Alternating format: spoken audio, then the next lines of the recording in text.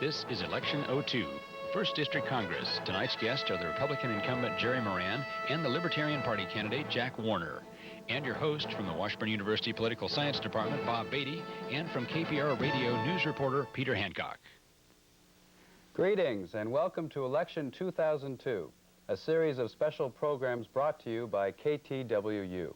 The purpose of these programs is to provide you, the viewer, with what we hope is a broader and deeper understanding of the positions of the candidates for the major offices on the ballot this November 5th.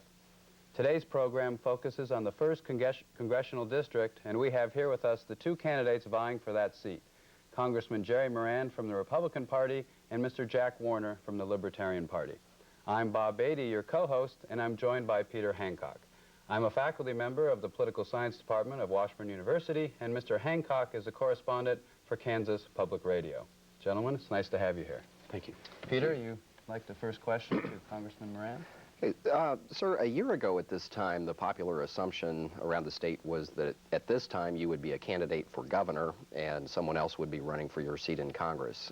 After September 11th, you announced that you thought it was the wrong time to have partisan political battles and that the country needed to unite.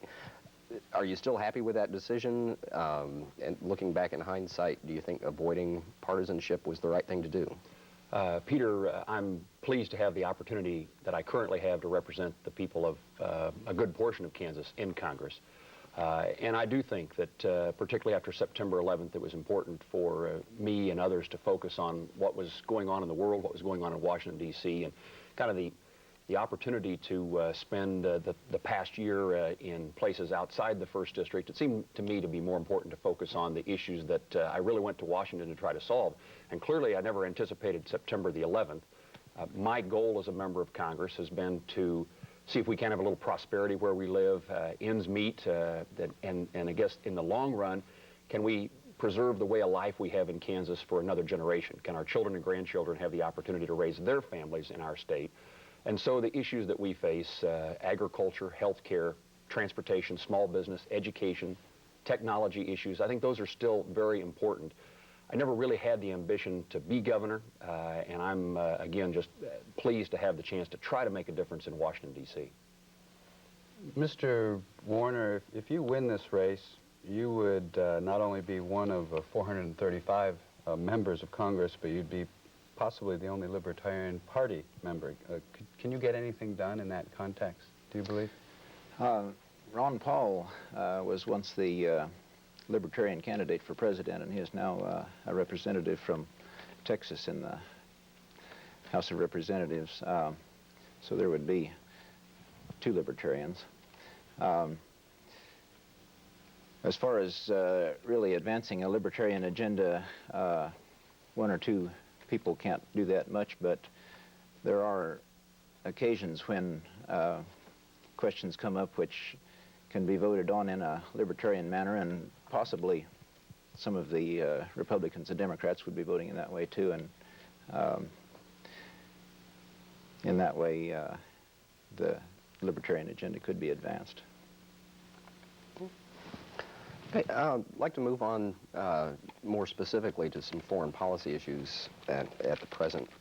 Congressman Moran, the big debate in Washington right now is over what President Bush and others are referring to as the preemption doctrine, and the idea that we could go to war against Iraq or any other country that we thought could pose a threat to us at some point in the future, which is a great expansion of the previous theories was that you go to war when there is an imminent threat. We now have troops in Afghanistan. We're talking about putting troops in Iraq. And now it comes to light that the biggest threat against the United States may be from North Korea. Is the United States stretching itself too thin in trying to address threats that may or may not be imminent? Peter, let me first say that I'm troubled by this doctrine of preemption, this new statement of foreign policy. Morally, I think it creates difficulties.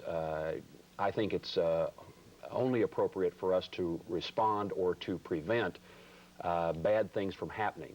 The idea that we would, this concept of preemption, I think, is one that lends itself to great moral difficulty and just the practical consequences, it changes the way other countries will operate, the way they'll look at opportunities to engage militarily.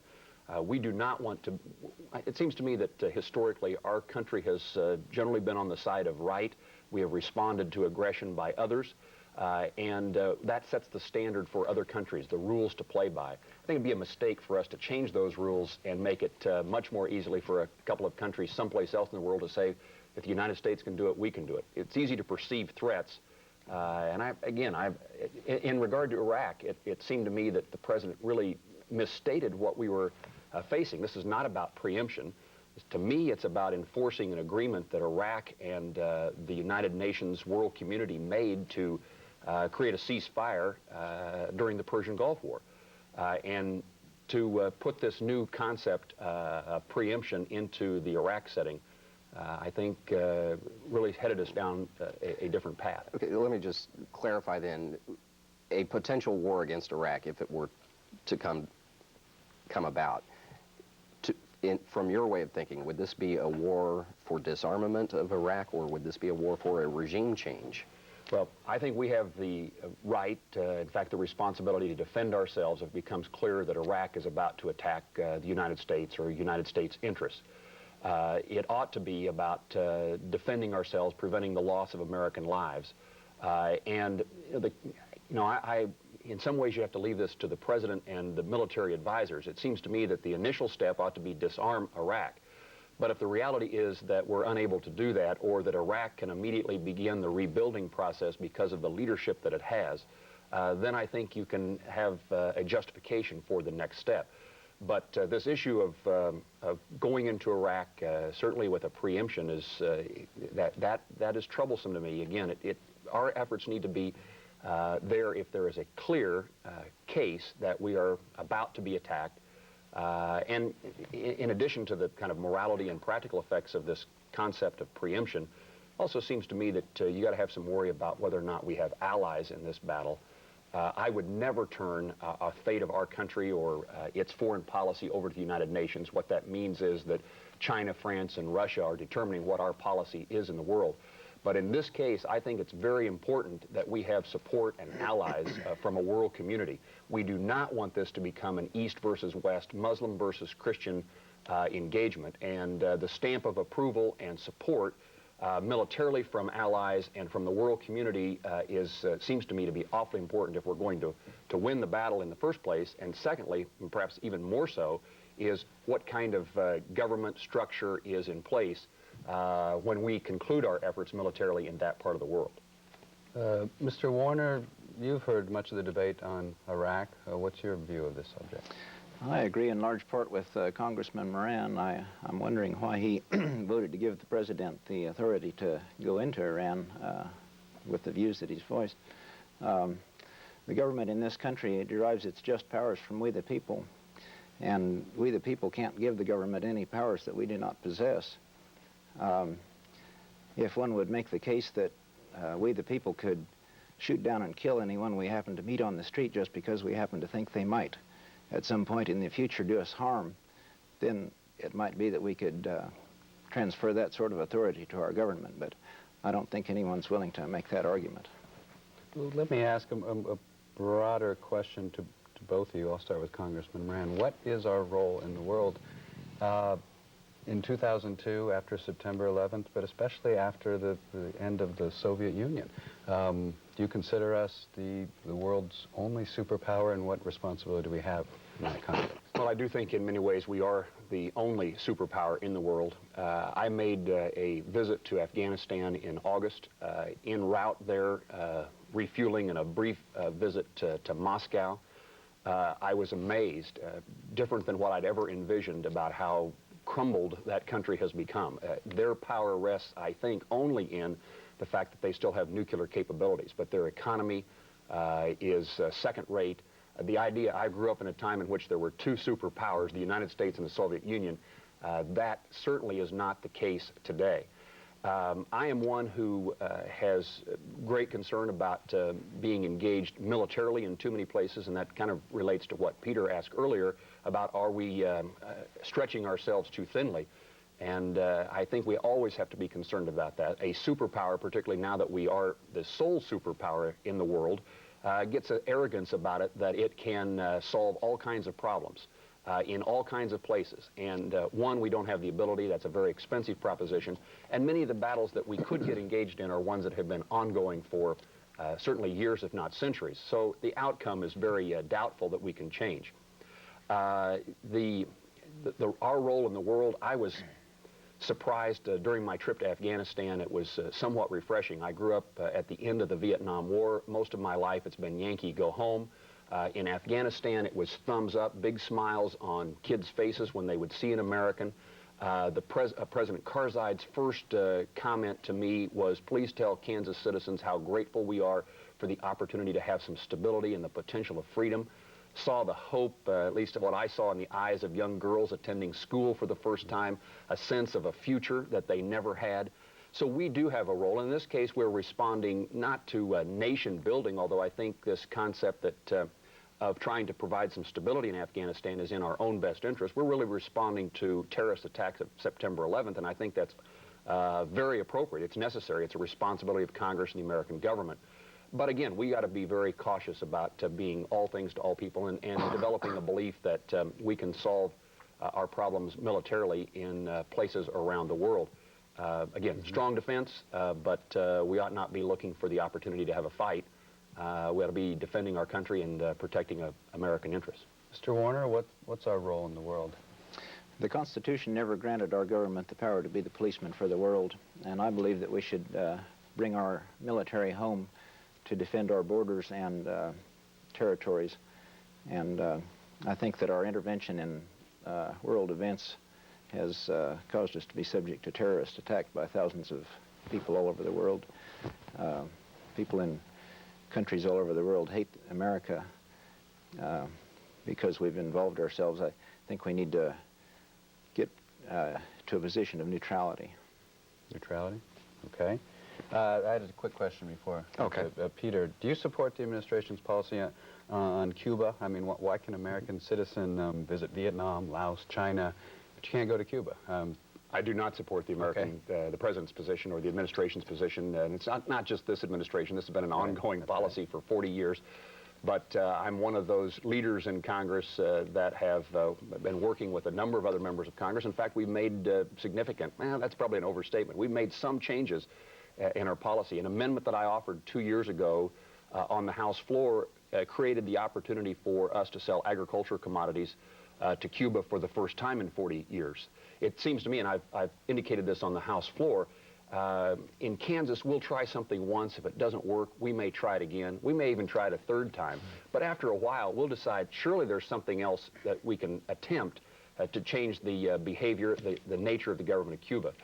At the moment, particularly in the agriculture sector, our embargo simply hurts American agriculture producers. When we don't, it's a unilateral sanction. When we don't sell to Cuba, France does, Canada does. There is a potential market of about $1 billion for American agricultural products. As a result of our efforts in changing the law to allow agricultural trade to occur without credit, Cuba has purchased about $100 million, $150 million of agricultural commodities from United States companies and farmers, co-ops. And so gradually we're changing. I think, and I was trying not to attribute motives to anybody's positions, but I think generally there's a political flavor to this, generally related to Florida and the outcome of elections in the state, particularly with the Cuban-American community. But I think that's overstated, that this is not a clear-cut issue even with the Cuban-American community. And the other issue, the one you mentioned, is about travel. And a very Ron Paul libertarian position is that we have no right to restrict American citizens from traveling to places around the world. It's a matter of freedom. In this case, I think we can improve the chances that the Cuban people have a greater life, a better life, more freedom.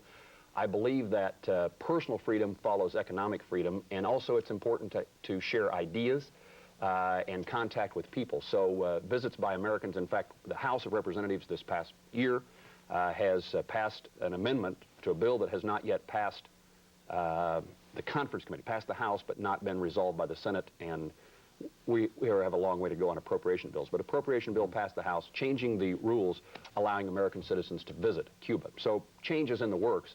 It's always subject to a veto by this president or the presidents we've had in the past. The next few presidents, I'm sure. Cuba policy?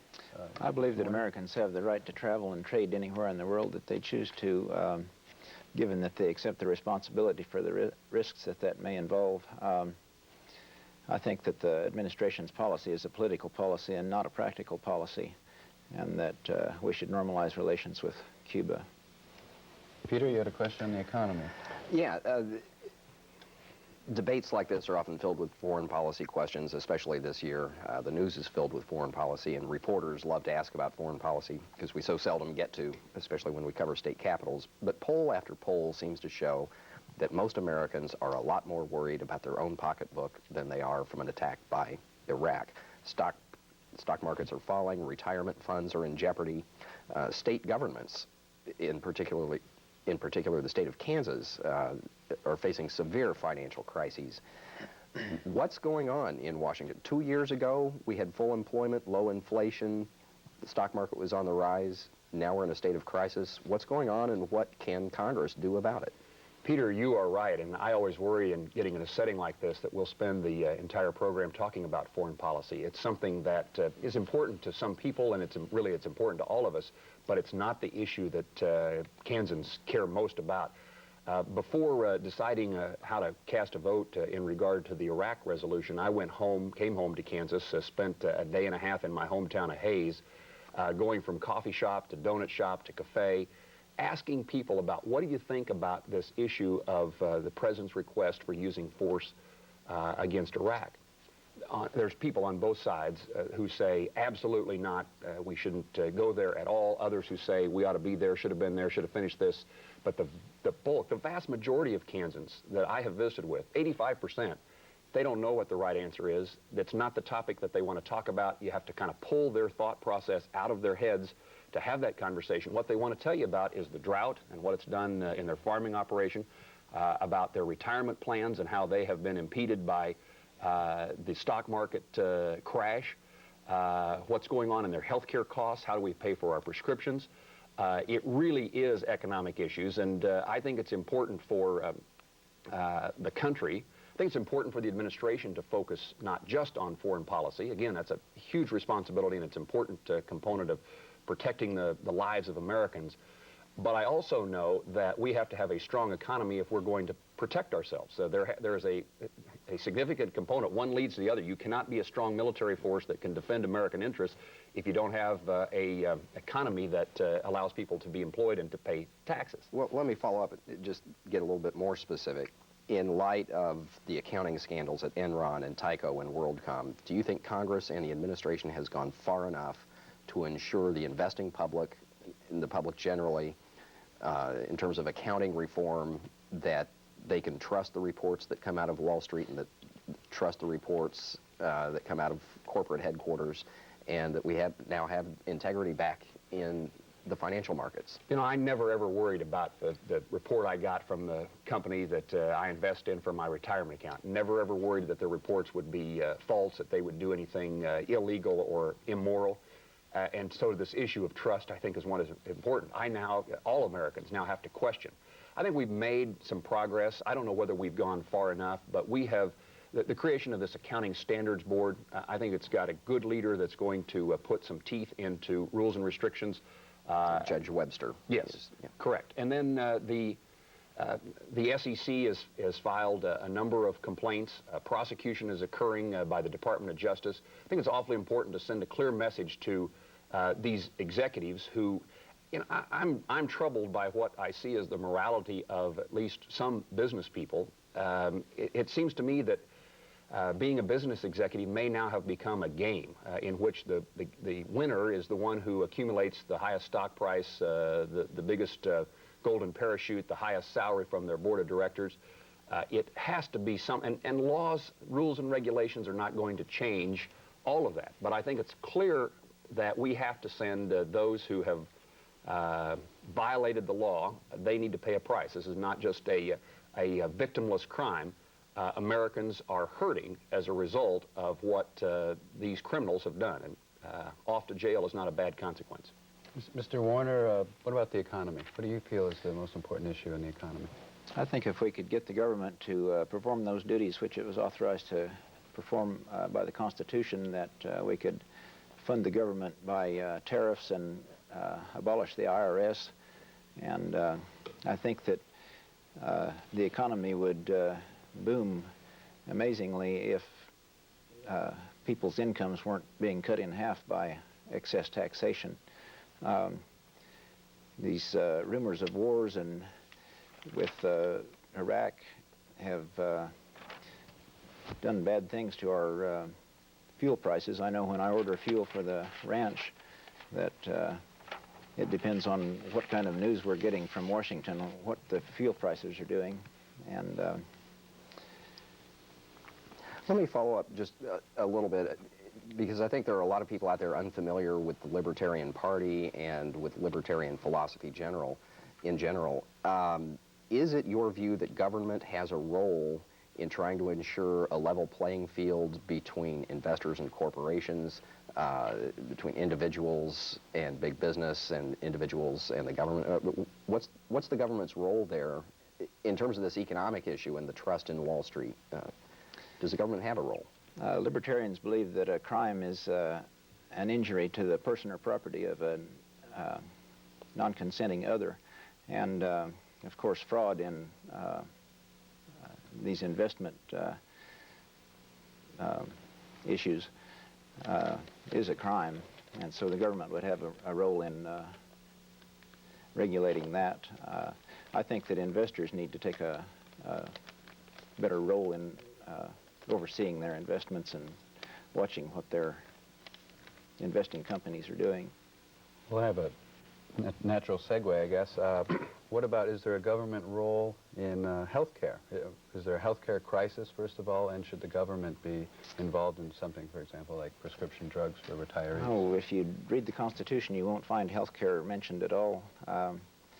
And I believe that the government has no role in health care. That's the responsibility of the individual and any persons who want to contribute. The Constitution says to promote the general welfare, which can then be interpreted to be something like health care, couldn't it? You can interpret the general welfare clause to mean absolutely anything. And if you do that, the Constitution was intended to limit government. If you interpret the welfare clause to mean absolutely anything, that means that the Constitution limits nothing. And of course, that cannot be the case. What the welfare clause means is that those powers that were granted to the federal government are supposed to be exercised in such a way that they do promote the welfare. Congressman Moran, is there a health care crisis, and what role does the government have, and what about prescription drugs for retirees? I appreciate Mr. Warner's perspective, and let me take this moment to say I appreciate the fact that he's a candidate for Congress. I think we desperately need people who care passionately about issues and have an interest in public service. Libertarians I share many of their sentiments, but I will say that there is a huge health care crisis in the country. I think health care costs are the #1 domestic issue we face. It used to be that poor people were the ones we worried about whether they could access health care. It is now middle class. It may become even something broader than that. Health care is becoming something out of the reach of many, many Americans. And you talk about prescription drug coverage. That's only a component. It's an important one, and we often talk about it from a senior perspective. But there's many young families who are struggling to pay for health care costs as well. The #1 issue that a business person talks to me about, somebody who owns a business, is that I have increased the deductible, I've increased the co-payment, and yet my premiums went up 37%. This is the Moran plan. My New Year's Eve goal was to come up with a plan to reduce health care costs. It is something that is very difficult to get your arms around, but it is things related to competition. I think maybe Mr. Warner would be supportive of this concept, which is we've got to get more health care providers. Those of us in rural America, here in Kansas, our issue is not just affordability, it's also access. Every month that I've been a member of Congress, I've had a phone call from, or a letter or a plea from a community, a clinic, a hospital. Can you help us attract a physician to our community? In the last month, we've had Notice that 3 nursing homes in the 1st District of Kansas are closing their doors. Medicare reimbursement is a huge issue for our state. When 60, 70, 80% of the people who are seen by our physicians admitted to our hospitals are on Medicare, when Medicare doesn't cover the costs, then there isn't any place else to go, often back to the taxpayers.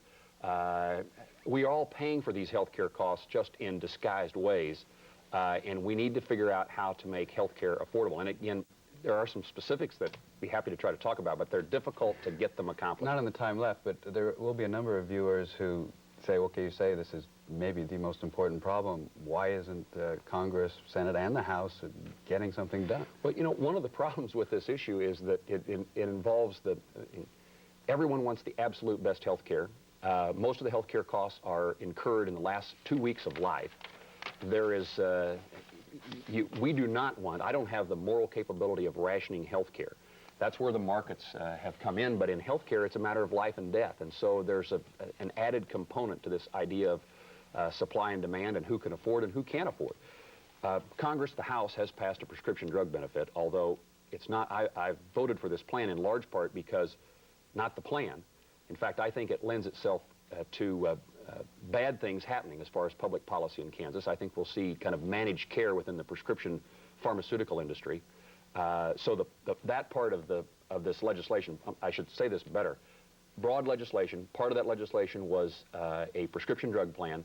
I don't like the prescription drug plan. I think the end result is we have mail order or internet pharmaceuticals, and those of us in rural America will have little opportunity to keep the pharmacist on our main streets.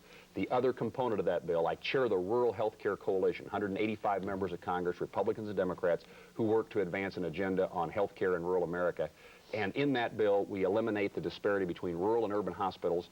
We eliminate the cut that occurred October 1 for home health care agencies. I'm going to have to... And so there are good components of this. The House has passed the bill. It's pending in the Senate.